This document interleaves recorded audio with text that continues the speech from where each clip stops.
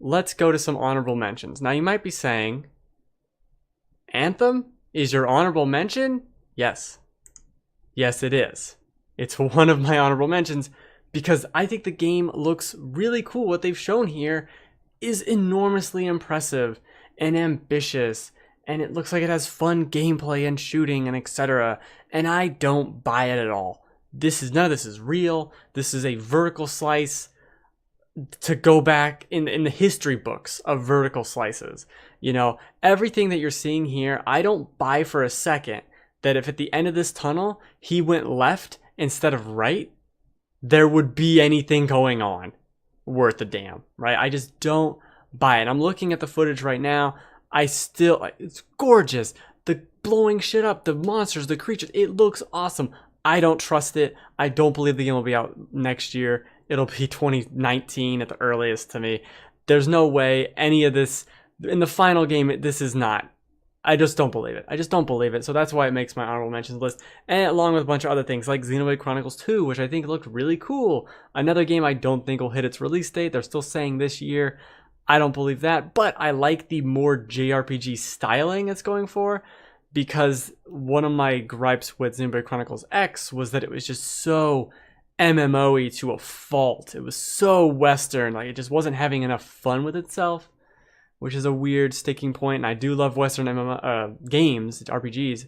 This wasn't quite right. Days Gone, I think, looks incredible. I will totally play it, but it is one of those games where, oh, I'll buy that for $30, like $35. I'll buy that. It just, I'm not super sold on it yet. I think it looks really good. It's impressive in what they're doing, yada yada, etc. It's not blowing my mind, but it's a very solid game, and it's close to the top 10. Monster Hunter World. I'm not a big Monster Hunter fan, but finally we're getting Monster Hunter out of the PS2 assets it's had for 15 years. So that alone is enough to get me interested. The fact that it's going to be on PC, I'm interested. I'm super, super down for some Monster Hunter World. I just hope they kind of tighten a few things up. That's all. Battlefront 2, Star Wars Battlefront 2. I'm not a huge Star Wars fan, otherwise it would have made my list, obviously. But I will definitely be playing this game to see the Star Wars story and to play some of the multiplayer. I think it looks really cool. Not as cool as Anthem blowing all this shit up, but granted, I do want to have Darth Maul beating up Boba Fett. Like, that's dumb shit that I want to have in the world. Not to mention the single-player campaign, which looks pretty cool. Mario plus Rabbids Kingdom Battle. The game that I didn't think I'd like at all. I wasn't expecting it to be a tactical game. I wasn't expecting it to be XCOM, and it is XCOM, and that's awesome. I'm super down for it, but not down enough to be like, oh, let's stop everything and get on my very illustrious top 10 list. And the Life is Strange Before the Storm DLC thing. I love Life is Strange. One of my favorite games of the last 10 years, I would say. But the fact that this is coming out so soon, and it's a prequel that doesn't have Max in it, who was my favorite character, that's the part where I'm like, it's so soon, I'll get to it. It doesn't have Max, it doesn't have time travel, rewinding powers. Okay, I'm excited, but I'm not over the moon, I guess is how I'd say. And without that, let's get into the first one here. Top 10, Crackdown 3. I am a huge Crackdown fan. I mean, it's I bought an Xbox 360 for Gears of War, right? But about a year later, there was Halo 3. And the little known thing that people kind of forget about is that Halo 3 had a beta, and to get into that beta, you had to buy Crackdown. And I bought Crackdown and played the shit out of it. I love the original Crackdown. The problem with Crackdown 3 and why it's not higher on the list, I just love I'm just being yelled at on my monitor. I love it. I didn't set this trailer up very well. Doesn't matter. The thing that bothers me about it is the destructibility has been tailored down. It looks now in a post Saints Row jumping superhero world. It doesn't seem as unique or novel, but I have high hopes, and I'm dumb enough to buy it before reviews come out anyway. because it's Crackdown, and I want to encourage more Crackdown. I want to encourage this fun, this open world sandbox, blow shit up, just have fun, jump around the cities. I want to encourage that. So that's why Crackdown 3 makes my number 10 slot. It's a very illustrious list as we finally get into gameplay, and I'm like, goodbye. They also added the glow, like super glow, instead of just being so you can find the things. I'm into it. I'm super into it. Not to make a pun about superheroes, like I'm super into it. Another thing from the Xbox conference, which we'll talk about in a minute, Ori and the Will of the Wisps. I think Ori and the Blind Forest is one of my favorite games of that year. I think it was in the top 5 of my games that year. Very challenging platformer that had this weird combat system where you're not actively fighting, you're just like getting near things. But the platforming itself was phenomenal and challenging in a very rewarding way. And not to mention, it was gorgeous. And you see that in this trailer. It is stunning. You're in paintings in this game, just exploring the world and seeing these incredible vistas and whatever the hell that windmill fortress is behind you with these cute little animals. And I do like cute little animals, even though it's a sad game with cute animals in it. But I'm very, very much interested. Didn't even realize a new Ori game could be on the horizon. It just wasn't in my mind. And the fact that it's there, oh, I'm down. I'm super, super ready. So that's number 9. Number 9. That looks like a weird gang sign I'm trying to do. Now this is where it gets interesting. Because I have so many fond memories of Shadow of the Colossus. And I just seeing this tower, right? And it wasn't this tower. You're like, I think this is this. And then it was right here where it shows the horses galloping on the thing. Like, man, that looks so damn familiar. It has to be Shadow of the Colossus. Then you obviously it is. So many fond memories of this game, and I bought the HD remaster they did for PS3, and I played halfway through Eco, and I never touched Shadow of the Colossus, even though I played it on PS2, and I super enjoyed it. As long as this isn't a $60 game, I'm not going to pay $60 for a game you've remade twice already in 15 years. I love it. I love, like, just to see this. We need, there's not games like this with this scale now. I guess there are now, but it's so unique. It's so unique in how it does it, and fighting the monsters, it's a blast. I think this is special. This is a very special game that more people need to play, and it's one of my favorite experiences. I hope it lives up to my memories. That's the problem I have with it, is I hope this isn't a, that game's actually not good. And then I played it and it's sad. Really, really hopeful. And it was a nice surprise, because there weren't too many super big surprises, or really any surprises of any consequence at all. Maybe Anthem was a surprise to people, but certainly Spider-Man wasn't a surprise. But I am a big Spider-Man fan. Spider-Man 2, one of the best open world games to me. I will rescue all your balloons. You lose your balloon, I got you. I got your balloon, kid. I'm gonna go find it. And what they showed here was pretty damn good. Very, very solid stuff. What I want to see, like, all I want to see of this game is just 30 seconds, a minute of Spidey going over rooftops, not being chased by a helicopter or anything, not doing a quest, just gliding through the city. Because man, is it gorgeous. It looks so much fun to play. I love the combat. It's like half slow motion time. You can, all these little buttons you can press to web things and swing them over and knock guys out. It seemed like if the Arkham games combat had the ability, because you're Spider-Man now, to attract and repel objects from all around the environment. Super fun. And I think what they did with Sunset Overdrive was not appreciated as much as it should have been, and now we're getting something like that, but dialed to 11 because it's goddamn Spider-Man, and I can't not be excited about Spider-Man. I really can't.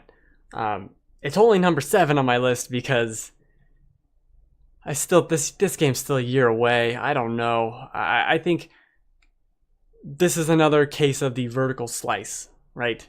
Maybe there's more to be done here. Maybe you can go around all the city, but I think if there was more here, you'd be playing it at E3, right? There'd be more to have been shown. But what we got is extremely impressive, and it shows how much they've got. And it is a damn gorgeous, fun to watch, and going to be even more fun to play experience. I'm very confident in this game.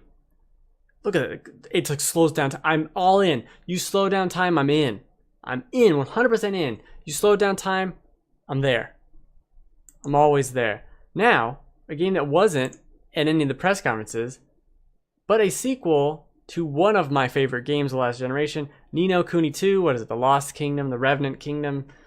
Revenant Kingdom, man. I'm sold on Ni no Kuni 2. I don't need anything. They've kind of changed. You don't have these monsters with you the same way you did before. You yourself are fighting. Well, you could before, but you were like not adept at all. Now you're slashing swords and doing all that sort of nonsense. I'm down. This looks gorgeous. Just beautiful. The Ghibli, whatever, however you want to pronounce it, stuff from the previous game. They're not really involved in this one, but the art style is still there. And that game, as we watch these people who aren't showing the game or your stupid video, this is my fault. It's very special. That game is very, very special. The story to that, and having another game like that in that world, in that setting, with those graphics, with this combat mechanic, we don't get a lot of JRPGs. The ones we do get are few and far between. I mean, we got 2 really good ones this year. This will be the 3rd, and that's rare, right? Very excited for that. And speaking on the Namco JRPG train, because we're not going to get any goddamn gameplay from you fools, Code Vein. Now, as I mentioned earlier, a couple times already in this one section of video, I like the JRPG influence. I like the Japanese influence in games. And what I like about Code Vein, as my number 5 game here, is that it puts that in to Dark Souls. Now, there was an interview, I didn't read the interview, but I read a little bit of it, that talked about it's not going to be as punishing necessarily as Dark Souls, but look at this game. I'm 1000% down for Japanese Dark Souls. I don't care if it's easy or whatever. No, it's got the JRPG story of weird vampire people at the end of the world fighting giant demon JRPG lady. I'm in. I want to fight the stupid loli with the spear in my JRPG Dark Souls game. I'm 100% in. This is very exciting to me. Probably too exciting. Way too exciting. Code Vein is it. Conveniently timed trailer because I'm done. But Mario Odyssey does beat it. Now this one I actually did the legwork on and put it to where they start playing. You can't win them all. You lose most of them. I'm not a big Mario fan, but I love some of them quite a bit. And I have a Switch. It's stupid not to look into Mario. And it looks so damn good. It really does. Everything I keep seeing about, I almost don't even want to watch this. I didn't watch this video. I just queued it up to where the fun starts. I don't want to see anymore, right? I don't want to see how you get any more of these half moons that are in the world. I don't want to see any more mechanics. I don't want to see the fact that I know you can roll. I'm upset about that. I don't want to know you can roll, right? I don't want to know you can throw your hat on this and get coins if you do that. Like, I don't want to know those things. I want to discover them in this world that it seems like they really have gone back to that Mario 64, that Sunshine style like they said they were going to, and it's this world to explore. And now you can, just like in fucking Banjo-Kazooie from 1998, you can collect all the half moons. You don't have to restart the level, because that's the worst part of Mario 64, in my opinion. And I love it. It's so delightful and fun in a way Nintendo really knows how to do. Like, why is there a skybox all around that level? What? Are you inside something? I don't want to know anything about this game. Ugh. But it looks damn good. And it's hard not to be excited about it because of the Switch and all that means. And we're getting a new Mario within 9 months of the system coming out. Incredible. And it looks super unique and original, like these ideas they've come up with. Like the other game, right? They inverted it, where the other games were, oh, you get this mushroom, it turns you into a bumblebee. But this game asks, what if I could take my hat and be the bumblebee, or be the bullet bill, be the Goomba? Like, that is a cool twist, a reversal on the traditional mechanic of collecting the collectible to become the whatever, the spring mushroom, the Mario Man mushroom, whatever. Oh, he jumped to his death. Good job. So very, very excited for that. I knew I was going to be pretty pleased by it, but everything I see about it, I'm there. I'm 100% in. That's a weird thing to say because I think everyone else was already 100% in.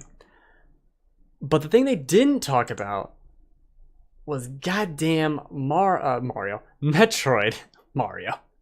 Mario in the Return of Samus. It's weird.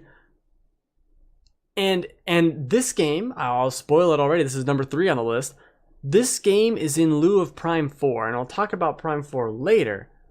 But first, this is exciting for me. Now, I said I don't have Life is Strange on the list because it's coming out so soon. But Ben, this game is coming out so soon. Shut your goddamn mouth. Yeah, this game's coming out soon. And that's why it's so fucking exciting. Because we haven't had a 2D Metroid game since... Jesus, Zero Mission? I don't even know. I think Zero Mission might be the right answer to that. That's 10 years ago. We haven't had one in so goddamn long, and it adds new things like the melee attack, and it's a it's like a reimagining of the Metroid 2, which is the only Metroid I've never beaten, because it's borderline impossible with its no map and every room looks the same. I really tried. So, I mean, how can I not be excited about this? It's so soon. This is the last 3DS game I'm gonna play. I'm so excited. I'm in, 100% in on Metroid. Let's do it. Let's do it. How could you not have shown this in your press conference? You just shit this out in your dumb live show? Idiots. Unbelievable.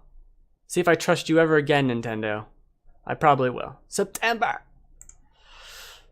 Going back to Sony real quick. Detroit Become Human. I am a huge fan of Heavy Rain. I love what it did. I know there's problems with it. Oh, everyone sounds like they're from Philadelphia or something stupid. I don't hear things like that. I'm dumb. I don't care. It's an interesting story that video games aren't telling. That they're not even approaching the way this is told. No one's even touching. The Telltale games are like a children's pop-up book compared to what this is, right? It's like, oh, Telltale has branching choices, and that's like saying this pop-up book that has knights and dragons in it is very similar to The Lord of the Rings or Game of Thrones. Like, yeah, I mean, I guess it does, but these games take it further, and everything I've seen about Detroit, there are detractors, there is some weird slavery allegory things going on. We're watching trailers. I'm still super fucking down because I love this setup. I love the idea of machines learning and becoming part of society. I think is very, very interesting, and definitely one we don't see in games or really in movies. To have this, are there a ton of movies about this? No, we got zombies out the ass. But we don't have robots. And I'm definitely interested in the robot people, and they're polite. And I love seeing all the different paths you can go on with it. That's what I want these games to be. And I even liked Beyond Two Souls, which wasn't amazing, but I think got shit on a lot for not a lot of reason. Although I will agree, the Native American scene was very strange. Not only was it weak in the plot, it was very odd. We'll leave it at that. But I'm very excited for Detroit. This ended up being more of just about stories. Very excited. But the number one most exciting thing, the one thing I saw, and I knew it was going to happen, a lot of people knew it was going to happen, but the one game I want to play, I've been waiting for this game. My predictions for last year had The Evil Within 2 listed as being announced last year. It didn't happen, but it's happening this year, and it's coming like October 13th, which is actually the same day Steam says the first one released 3 years ago. I'm super fucking in.